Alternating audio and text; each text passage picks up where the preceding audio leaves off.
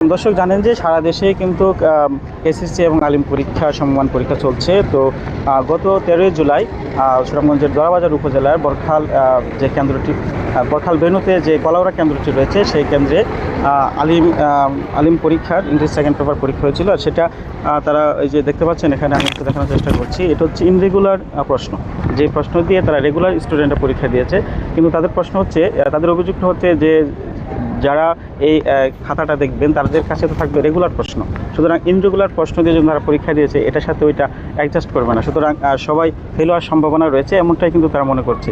আর আমরা একটু তাদের কাছ থেকে জানার চেষ্টা করছি আসলে তোমরা যে এই ইনরেগুলার পরীক্ষা দিয়েছো কবে জানতে পারছো? হ্যাঁ, আমরা যখন ওই পরীক্ষার পরবর্তীতে বাড়িতে গেছি, বাড়িতে যাওয়ার পর দেখছি যে আমাদের পেপারের প্রশ্নগুলো কমন পড়ে নাই। যখন আমরা গাইডের বইয়ের সাথে মিলাইতে গেছি তখন দেখি ওই আমাদের বই গাইডের সাথে মিলে না। তখন আমাদের এক ফ্রেন্ডের সহযোগিতা নিলাম যে ভাই তুমি যে পরীক্ষা দিচ্ছ তোমার পরীক্ষাটা কেমন হয়েছে।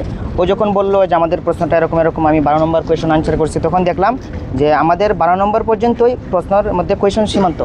তারপর যখন ওদের প্রশ্নের মধ্যে 16 নম্বর পর্যন্ত কোয়েশন আছে, তখন দেখলাম যে ওর প্রশ্নটা আমার প্রশ্নটা অ্যাডজাস্ট হয়েছে না। তখন আমরা খেয়াল করলাম, দেখলাম ওদের পরীক্ষা রেগুলার হয়েছে আর আমাদের কেন্দ্রের পরীক্ষা পুরোটাই ইনরেগুলার পরীক্ষা হয়েছে। তখন আমরা তো ওই যে একটা ভয়ের আশঙ্কা আছে, যেহেতু আমরা সারা বাংলাদেশ রেগুলার প্রশ্ন দিয়ে পরীক্ষা হয়েছে। বলতে চাই যে তিনি আমাদের জন্য শিক্ষামন্ত্রী না, তিনি আমাদের জন্য পরীক্ষামন্ত্রী। তাহলে তিনি আমাদের জন্য একটু প্রশ্ন করেছেন যে আমাদের 25 সালে আংশিক পরীক্ষার্থী প্রশ্ন দিয়ে আমাদেরকে পরীক্ষা দেওয়া হচ্ছে। যদি আমাদেরকে এই বিষয়ে কোনো ফেল দেওয়া হয় তাহলে শিক্ষামন্ত্রী দায়ী এবং আমাদের সেন্টারের যে হল ম্যাজিস্ট্রেট আছেন তিনি দায়ী। সেন্টারের হল ম্যাজিস্ট্রেটের জন্য অনেক ছাত্রছাত্রী পরীক্ষা দিতে পারেনি, উনি আমাদের খাতা নিয়ে 30 মিনিট প্রায় 40 মিনিট এরকম করে রেখে দিয়েছেন। এর দায়ী আমরা হল ম্যাজিস্ট্রেট এবং শিক্ষামন্ত্রী আমাদের দায়ী। আমাদের বলার কি আছে, এটা তো আমাদের বলার কিছু নেই। এটা তো আমাদের জীবন নিয়ে একটা খেলা। তাহলে আমরা বলতে চাচ্ছি যে আমাদের যে বিষয়টা পরীক্ষা নেওয়া হয়েছে সেটা আবার কীভাবে পরীক্ষা নেবে, সবাই কি একসাথে আবার পরীক্ষা নেবে?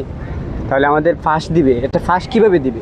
আমরা তো সবাই অবশ্যই, আমরা এখানে যারা পরীক্ষা দিয়েছি আমরা সবাই আশাবাদী। আমি যতটুকু আশাবাদী যে আমরা সবাই এখানে 80-র উপরে মার্ক পাবে, আশাবাদী। কিন্তু এখন যদি আমাদেরকে স্বাভাবিকভাবে পাস দিয়ে দেয় তাহলে কীরকম মার্কে আমাদের পাস দিবে, এমনকি যদি আমাদেরকে আবার পরীক্ষা নেয় তাহলে আমরা আবার কীরকম প্রস্তুতি নিয়ে কোন ধরনের প্রশ্নের সম্মুখীন হব সেটা নিয়ে তো আমাদের ভাবনা চিন্তা আছে। আগের কালকে যে পরীক্ষাটা দিয়েছিলাম, এই পরীক্ষার প্রশ্নপত্র উচিত ছিল যে নতুন সিলেবাসে যেটা হয়েছে সেটা দিয়ে আমাদের পরীক্ষা নেওয়া।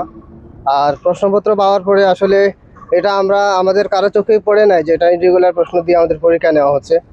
আমরা পরীক্ষা দিয়ে যাওয়ার পরে বিষয়টা লক্ষ্য করলাম।